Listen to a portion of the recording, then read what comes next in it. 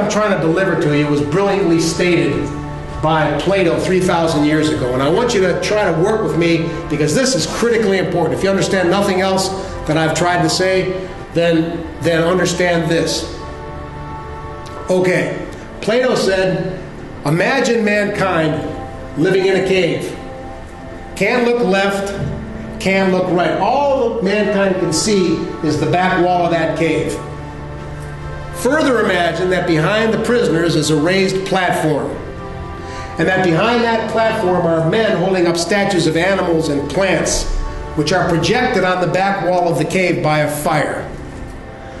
All the prisoners can see through all of their lives are the shadows on the back wall of the cave. Does everyone understand what I'm trying to present to you? Well, if those prisoners only see the shadows on the back wall of the cave through all of their lives, at some point in time, what do the shadows represent to the prisoners? Reality. Because it's all they've ever seen and it's all they've ever known. We're all just like the prisoners, ladies and gentlemen. We have only experienced and know that which we know and have experienced. And so we tend to see life through that one set of eyes. And we think that one set of eyes is reality. However, the real reality is that's only one version of what life is. And as we see life through a certain set of eyes and experience it, simultaneously there are an infinite number of planes through which to see and process this experience. Plato says this then.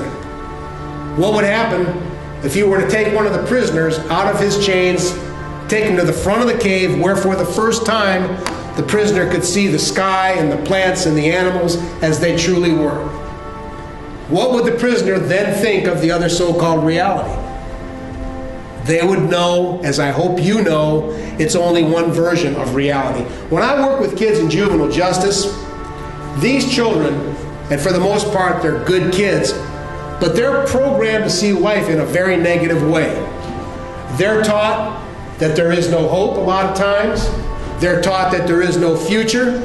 They're taught that life is negative and that it will never change.